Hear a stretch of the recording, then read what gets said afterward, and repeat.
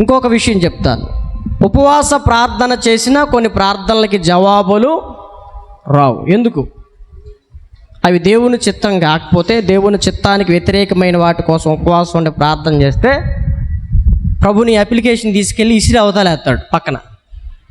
ఆ ప్రార్థనకి జవాబు రాదు. 2 సమూయేలు గ్రంథం 12వ అధ్యాయం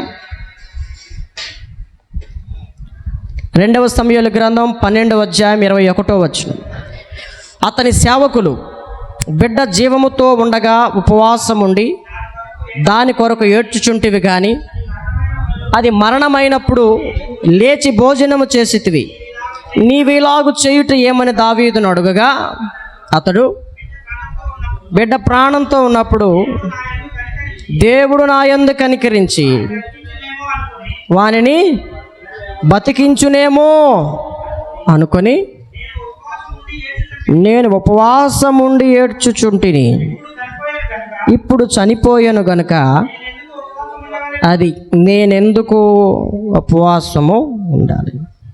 సొలొమోను కంటే ముందు పుట్టక మునుపు బత్షెబాతో ఒక కుమారుణ్ణి, ఒక బిడ్డని దేవుడిచ్చాడు. కొంతకాలం బతికి ఒక 2 వారాలు,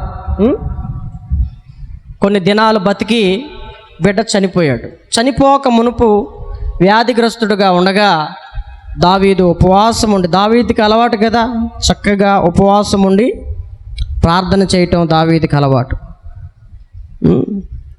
కుటుంబం కోసమే కాదు, చాలామంది కోసం కూడా దావీదు ఉపవాస ప్రార్థన చేశాడు. దానికి కూడా జవాబు రాలా. ఆ మాటలు కూడా చెప్తాను. మీరు ఇప్పుడు చదివాం కదా, ఇప్పుడు మనం సమూయేలు గ్రంథంలో ఈ మాట చదివాం కదా, పై మాటలకు చదువుకుంటే ఆయన చేసిన ఉపవాస ప్రార్థన మనకు కనబడుతుంది. కానీ దేవుడు అతనికి ఉపవాస ప్రార్థనకి జవాబిచ్చాడా? ఇవాళ ప్రార్థన చేసినా సరే కొన్నిసార్లు మనం అనుకున్న జవాబు రాదు, వ్యతిరేకమైన జవాబు వచ్చింది. అట్లాగే వచ్చింది, బిడ్డ చనిపోయాడు.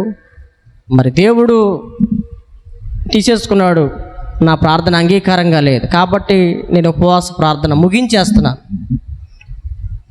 వాడు నా దగ్గరికి రాడు కానీ నేనే వాడి దగ్గరికి వెళ్తాను, కాబట్టి ఇంక ఉపవాసం ఉండాల్సిన అవసరం లేదు అని అక్కడ ముగించాడు. 35వ కీర్తనలో ఇంకొక మాట చెప్తాను చూడండి. 35వ కీర్తన 13వ వచనం. 35వ కీర్తన 13వ వచనం. వారు వ్యాధితోనున్నప్పుడు గోనె పట్ట కట్టుకొంటిని, ఉపవాసము చేత నా ప్రాణమును ఆయాసపరుచుకొంటిని. అయినను నా ప్రాణము అయినను నా ప్రార్థన నా ఎదలోనికే తిరిగి వచ్చి ఉన్నది. బిడ్డ కోసం చేశాడు, చుట్టుపక్కల అనేకుల కొరకు చేశాడు. వ్యాధితో ఉన్నప్పుడే ఉపవాసం ఉండి ప్రార్థన చేశాడు, ప్రాణాన్ని ఉపవాసం చేత ఆయాసపరుచుకున్నాడు. అయినను కొన్నిసార్లు మన ప్రార్థనకు జవాబు రాలేదంటే అది దేవునికి ఇష్టం లేదు అనేది ఒకటి గుర్తుపెట్టుకో. నువ్వు చేసిన ఉపవాస ప్రార్థనలో భక్తి లేదు, విశ్వాసం లేదు, పశ్చాత్తాపం లేదు, స్వప్రయోజనం ఉంది, అందరి ప్రయోజనం కోసం నువ్వు చేయట్లా అనే విషయాలు గుర్తుపెట్టుకుని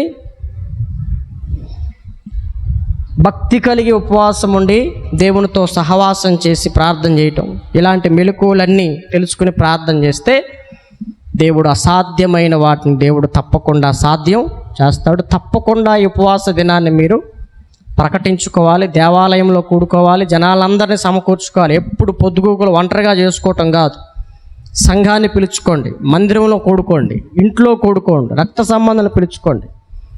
వారందరూ చేసే ప్రార్థన మనందరికీ, మీ కుటుంబాలకు ఎంతో ఆశీర్వాదకరం.